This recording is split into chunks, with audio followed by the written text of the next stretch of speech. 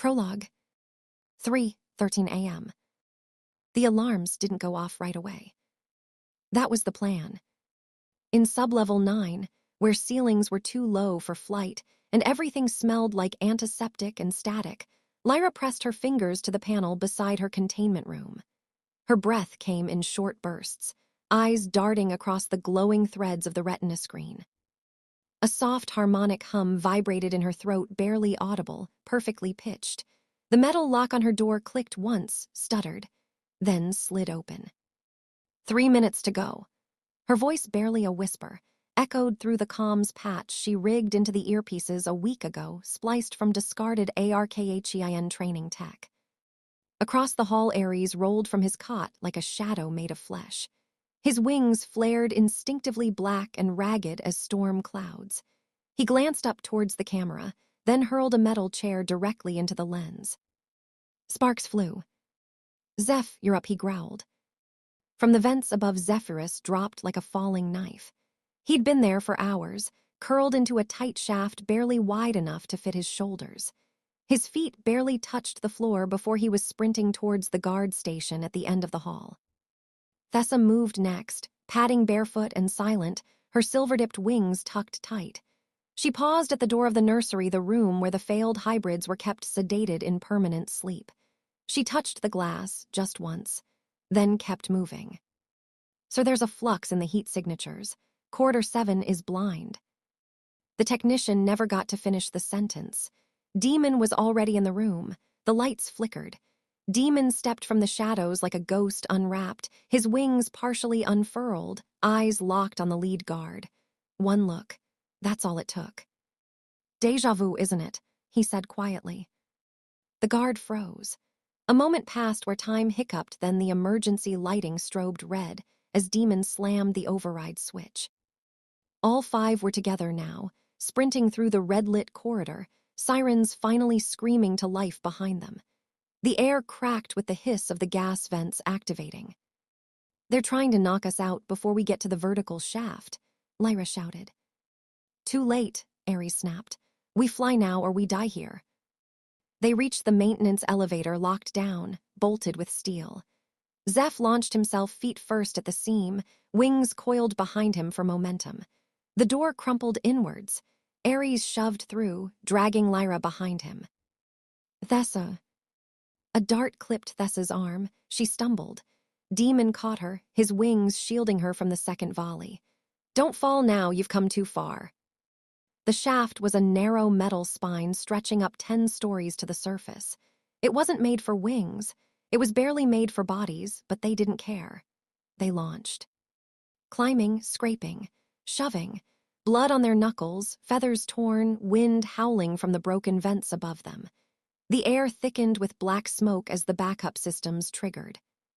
They reached the surface. Hatchet didn't open. Ares roared as he drove his shoulder into it. It cracked. Thessa screamed. Her voice wasn't fear, it was power. A sonic wave burst from her lungs. The hatch blew off its hinges, spiraling into the night sky. The cold air hit them like knives. Stars, moonlight, open sky.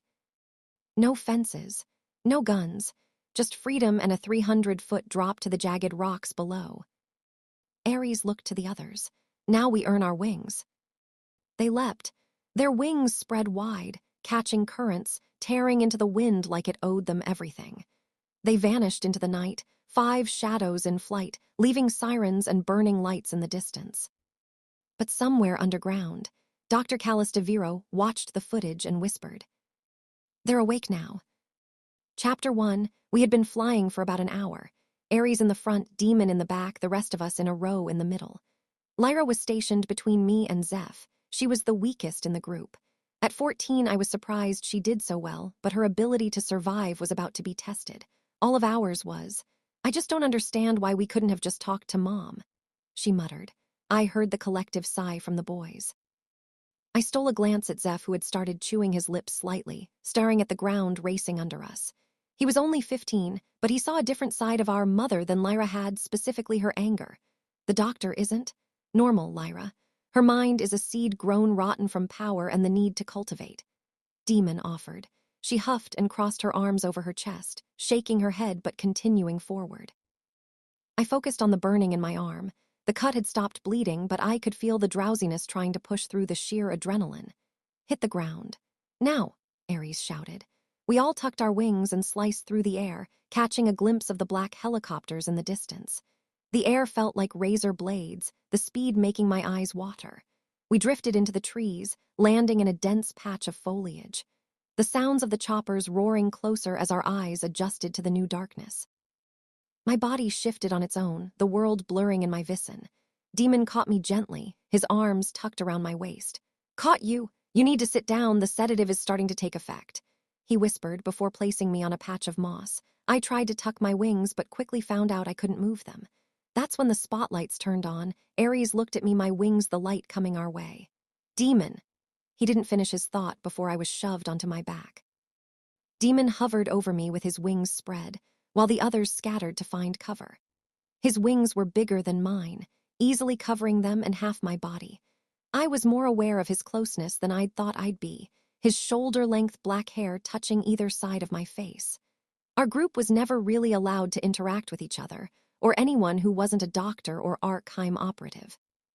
Our only interaction was on mock missions, learning how to collaborate with expert precision or the accidental test bays overlapping.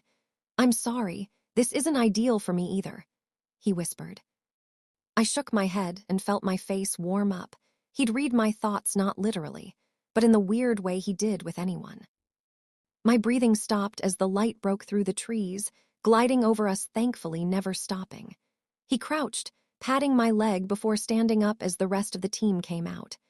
Ares came over to me, assessing me over before offering a slight smile. A little dart did you in, huh? He mused. I'm surprised you didn't fall out of the sky. I glared at him and was about to respond, but was interrupted by the static in my earpiece. K-pop reference, a gravelly voice called, making Lyra giggle. Dr. Charles Baker, the only man who helped us escape and one of our caretakers since childhood. That was the code word Lyra chose. Of course he was supposed to make a reference, not just say the words, but he probably didn't know what it was. Hell, I didn't know what it was. Okay, kids, search parties are in the air until the morning. You're gonna have to travel on foot, back at home for the night, so turn on your beacon. Zeph clicked the button he's been carrying in his pocket, and a small red light responded with rhythmic blinking. He tucked it back into the pocket, zipping it back into place before scratching his head. Good, you have a long night ahead of you. Head north, there's an area that's been cleared. They're expecting that you've scattered. You have about a 6-hour walk before you get there. It's about 5 am. Get moving. With that, the static was gone, leaving the quiet chirping of insects. Lyra groaned, whining about wanting to sleep. Ares chuckled and looked back down at me. He very effortlessly threw amusement through me on his back. I couldn't look at anything besides the back of his head and everything to his right. I tried and failed to move any part of my body. Can you readjust me? I can't feel it now, but my neck is at a very awkward angle, I muttered. He jerked me upwards, where my head rested more on his shoulder. We should probably get going, Zeph said, starting towards the proper direction. Silently, everyone started moving, pausing at every noise that sounded too deliberate to be natural. I could feel Ares' heartbeat through his back. It was more relaxed than I thought it'd be. I knew how to be a soldier, how to fight, how to maneuver, how to be alone. I've never been relaxed. Even now my heart was racing. I didn't know how his was so controlled. You know, I know nothing about you guys. Like, I know that we are teammates and we work good together, but literally nothing else. Lyra spluttered after 30 minutes. Zeph, who I could see, nodded thoughtfully at Lyra. You're right, we've never really had a chance to talk to each other like normal people. He rubbed his chin thoughtfully. I'll go first. My name's Zephyrus, but you guys call me Zeph. I'm 15, I'm not sure who actually knows that. He paused. Spaghetti night was my favorite. Oh, and occasionally Charles would teach me baseball, he said cheerfully. I smiled to myself, finding us trying to be normal amusing. Lyra, finding this to be a good idea, took her turn next. My name is Lyra, but you know that. I'm 14. I liked the meatloaf playing on Minecraft on Visor, which took a lot of jailbreaking. Like a lot of jailbreaking, those people had so many firewalls it could make the Pentagon jealous. Thessa, you go next. I sighed. I'm Thessa, 16. I preferred salmon over anything, and I didn't get to do anything particularly fun. Charles gave me an MP3 player, though, so I guess I like music. Aries readjusted me again, curling in his wings to hold me there like a backpack. It was oddly comforting. This is dumb. He shook his head. Please, Lyra whined. Okay, as long as you never do that again. My name is Aries, 17. I hated all of the food, and I liked anything that got me out of that cell. He grumbled that last part. His wings slightly tightened around me, and I responded by sending out some calming vibrations until he loosened them again. Demon, 18. I liked the fruit at breakfast even if it was out of a can. My favorite thing was when Nurse April played chess with me. She was the only one who was able to beat me, even just the once. That memory sounded like it hurt him. I thought about how our group would enter society. We would have to figure out a backstory of why 5 teenagers who looked nothing alike were traveling alone without an adult. Aries was 61, with a muscular, athletic build. His hair was burgundy, thick and tousled, that often fell across his brow. He was gorgeous, prominent cheekbones, angular jaw, broad shoulders. His skin glowed with his olive complexion with a faint bronze undertone, but his eyes perfectly matched him. Amber gold with sharply defined pupils, intense and always observant. Zeph held boyish charm. 59, he was lean, wiry, and built for speed and agility. His hair was sandy blonde, tousled and sun-bleached, touching his ears. He looked almost normal for his age, sharp, fox-like features, quick hands, energetic posture. His skin held a warm golden tan with freckles across his cheeks and collarbones. His eyes matched his personality, hazel gold with a mischievous glint, wide and animated. Demon was 63, who had broad shoulders, imposing and grounded. His black hair was thick and slightly wavy, falling onto his shoulders in uneven layers. He was beautiful in his own way, shadowed under eyes, long fingers, very little expression.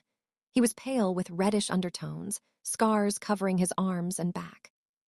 Deep amber eyes that had a darker outer ring, piercing and distant that always seemed to look through you. Lyra was only 55, small and slender, delicate-looking but wiry. She was cute, high cheekbones, petite nose, subtle freckles. She had silvery white blonde hair, fine and soft, usually braided. She was like porcelain, pale skin with a faint luminous glow under low lighting. Her eyes were light and quiet, ethereal and still beautiful like a frozen pond the night before it cracks. Then there was me, 55 with a slightly athletic build, graceful, light-footed, and composed. My features are gentle, wide eyes, soft but firm posture, calming energy. My hair was waist-length, dark brown, auburn streaks, usually braided or loose. I had warm olive skin with golden undertones. My eyes were a luminous green gold, wide with large irises intense in low lights. K-pop reference. You guys are coming up on a safe house. It's been checked out by the grunts. They're expecting that you cleared the area by now. You should be good to rest for a while. Stay alert. You're not out of danger just yet. Check in when you make it. I had been half asleep, comforted by Aries' body heat and wings shielding me from the world. Excitement came from Lyra, claiming her feet hurt and she needed water.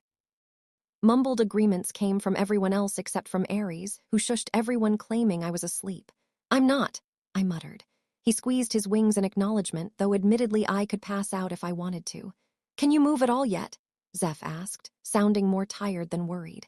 It's been about 2 hours now. Maybe I had been asleep after all because it didn't feel like that much time had passed. Shitty sleep if I had, but what's new? I tried my muscles. Everything from the waist up seemed to be functioning. My legs felt like static, but that could have been from the position.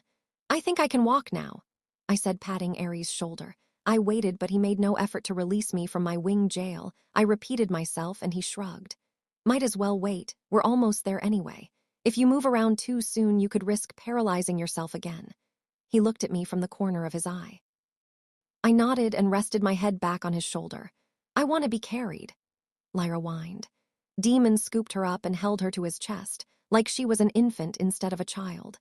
She was pretty happy with the new arrangement. As she buried her face in his neck seconds later, she started snoring. It reminded me that she was just a kid, probably the closest to normal out of all of us. I would argue me, Aries, and Demon were the adults here. Normal society would deem us all as children, but we aren't normal. Lyra had the easiest time at the lab, Zeph catching some slack as well. Being so young when they were created meant easier compliance. They acted more their age, unless we were on mock missions. Lyra was our weakest link, growing up as Mom's favorite. It was never said, but there were signs. She got anything she requested besides internet and freedom and took the most convincing to leave with us. Not because she loved Mom, but out of fear for leaving everything she knew. We made it to the safe house, Aries waiting for Zeph to be ready to catch me before letting me out of wing jail. The 2-bedroom house stood solemn in the clearing, most likely someone's vacation home. It looked maintained other than the smashed window that I could only imagine came from the grunts. After Aries cut his palms and his shins climbing in, the door was opened for the rest of us. The clock on the wall said it was about 8:30 a.m., and judging by the look of the boys, a nap was desperately needed. Demon navigated to the closest couch, dropping a still snoring Lyra onto the cushion. She was getting heavy. He responded to Aries and Zeph's confused looks. He walked to the curtain and pulled them closed, the daylight getting increasingly intrusive. I walked towards the kitchen, finding a few cups untouched in the drying rack. I made 3 glasses of water and handed them to the boys, who took them quickly. Zeph chugged his in under a minute, while the others took more controlled sips. We'll sleep in the living room. There's safety in numbers. Aries took camp in the recliner, testing the handle and groaning in pleasure when his feet left the ground. Demon made a similar noise when he stretched across the love seat. I eyed the last free spot on the couch where Lyra wasn't. Zeph beat me to it, sticking his tongue out at me as he sprawled onto it. He flipped me off. Have some room over here. Demon lazily cooed from under the arm he draped over his eyes. I patted over trying to see what room he had available. Before I could question it, he pulled me on top of him. My head was on his chest, and he draped an arm over me. My face heated up in the same way it done earlier, but I allowed my eyes to close. I was prodded awake, sunlight burning my eyes as they shot open. Aries' eyes met mine, concern creasing his brow. "What?" I whispered. He jerked his head deeper into the house and gently held Demon's arm for me as I got up. When I was upright again, my body screaming at the stupidity of the idea, he jerked his head again as a sign to follow. He led me to a closed door, his head hesitating over the knob. "I don't think anyone else should know about this." He opened the door. It was an office, left untouched by the disaster the rest of the house endured. There was a single file opened on the table, and I was guessing that was the cause for his concern. "What is it?" I asked, running my finger over the picture tucked in by a paperclip. Recoiling as emotions rushed into my own, whoever touched this last didn't have good intentions. "Can you read?"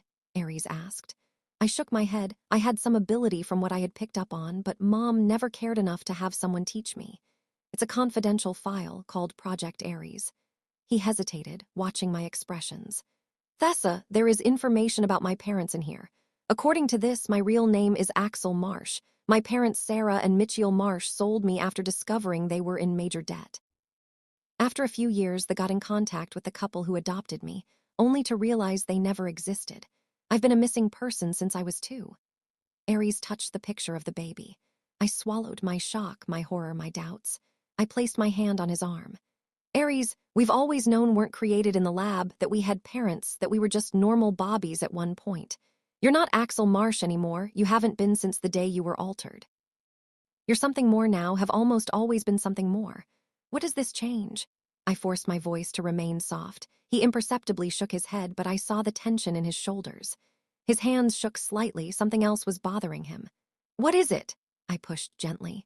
He took a deep breath before opening a drawer and pulling 4 similar files. Realization dawned on me. There were files for everyone, even the workers. Bringing Lyra was a mistake, according to these documents. She's not a test tube baby. She's Mom's biological daughter. He gritted his teeth. A sour feeling hit my stomach, the danger of the situation fully hitting me. I dug my nails into his arm without meaning to. Did she know? Well, that's fucked up. I nearly jumped out of my skin. We both whirled around, meeting Demon with a defensive stance. He slightly opened his wings in surprise, putting his hands in the air. Aries huffed, leaning against the desk. "How long were you listening?" he asked. "Since you picked up my arm and snuck off with Thessa. Not cool, by the way," Demon said casually. "I should have known better. I bet you dream of the future in your sleep," Aries jabbed. "No, actually, I'm not the kids. I don't let myself sleep that deeply," Demon retorted.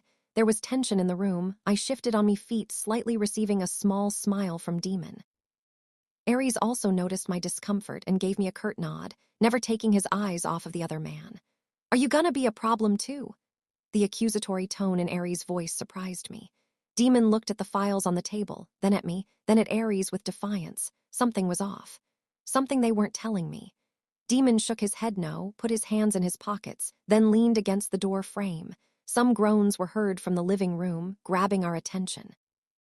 We quietly abandoned the room, Aries making sure to lock the door behind us. I made it first to the groggy kids rubbing their eyes. Zeph let out a loud yawn.